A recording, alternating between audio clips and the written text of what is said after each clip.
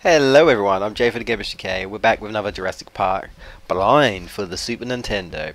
Now, unfortunately in this part, this is post, so in a way it's not blind because I've already recorded it. Again, I'm not really sure what happened, but you know, one of those things where you lose the audio or the audio didn't happen. Audacity has its few problems, but what can you do? It's a free editor. It's a free editor, and most of the time it does work. So I'm trying to recap where I'm going right now, because obviously I've been lost for like 7 parts. At least if you guys have seen it, you'll see that I've been lost for 7 parts. I would just say at this point I don't realise that I really do have to collect all the eggs, but by the end of the game, I do. There's a Triceratops there. Just dodge it. I think in one of the parts I do get ran over, but I don't know if you guys get to see it. If you ever see pauses, I'm always save stating, because like I say, it's the only way you can save in this game.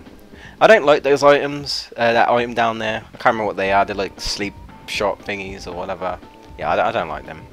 But I prefer the bowl of Snes or whatever they're called. And that was a cheeky little raptor. You know, that's one thing I don't like, is that they do that a lot. You know, raptors come out of nowhere, and that's it. You know, you're done. I think right here I sort of know where I'm going, or I have a rough idea now, or I'm exploring. When I go to this building that I haven't been to before, of course, most of these buildings look the same, apart from the sub where it's all golden. But you know, all those metal buildings all look the same, so it's not very appealing. I mean, don't get me wrong, the art style is okay. Like outside, it's very green, it's very colourful. But when you get into the whole Doom aspect, it's very like, you know, same old kind of crap, really, if I'm honest. Oh man, it's a load of mini dinosaurs. Now something sort of spoiler I guess, because I kind of know what's happening. When you hear that sound, which I didn't realise, that's when the actual T-Rex comes, and I don't think you can hurt it, so you have to kind of just run. And I think like where there's a chance where you can like go to the left or to the right, whatever, you have to, otherwise it will just catch up to you and kill you. I don't think it's this part, but later on, slight spoiler ahead, and it's blind, so or maybe it is here. Is it here? It might actually be here. Never mind. Yeah, there you go. I was like, what? And then I got munched. Never mind, I was going to say later on there's another part. Also, you don't really get game over. I save stated, but but I didn't realise if you just continue, you just come back. So, yeah, there's no actual game over sort of thing. But yeah, I was going to say, in a later part, you'll see me fail and it'll be blind and everything. That's a bit of a shame. I was hoping it wasn't a later part, because then you see my reaction. My reaction was like, oh! You actually expect the T-Rex is coming towards you. If you also, I just say, if you hear random sounds, I do apologise. I had like this chat thing open, and random T-Rex, I keep saying T-Rex, random raptor, jumping up there. That's another thing I don't like, is you go on these buildings and they just randomly appear out of nowhere and jump up, and it's like, you weren't there before. What the hell? You just pop in randomly. The Kenner building. Anyway, yeah, as I was saying, if you hear random like sounds in the background, I do apologise. I can't really do nothing about that, but I didn't realise that Fraps records that sound. Like, I thought it would just record the game, but it's recording background noises on the computer as well. So I had like a little chat open. I should have logged myself out, but I had my status as away, so no one would bother me. There's a raptor.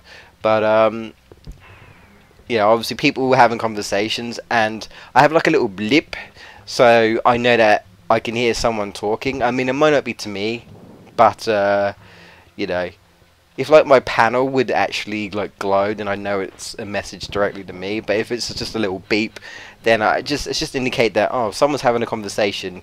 You know, I can listen in or see what they're doing. You know, if it's a public conversation or whatever. But yeah, apologies for that. I think in the later parts I do realise this, and I like don't have it open. It's like I don't have Skype open, but I just had that. I probably just didn't really care, or I didn't really think about it. I thought it'd be fine, so I just left it open. Yeah.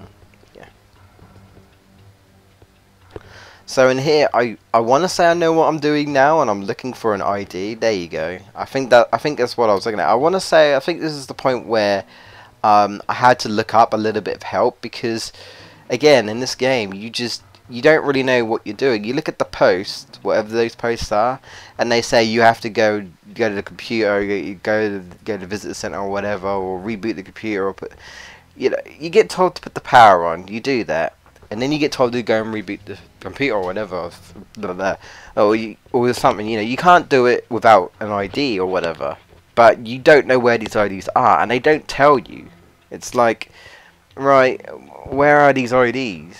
That's the thing about this game. There's no sense of direction. I'll probably say this later on, but now there's a post commentary. I'll just say, there's no real sense of direction in this game.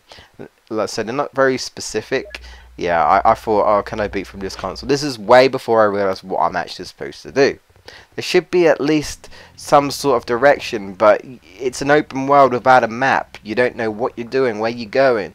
Go here, can't go here, what do? Gotta go and find some IDs. Well, actually no, more likely, oh, I found an ID. Maybe this means something, don't know.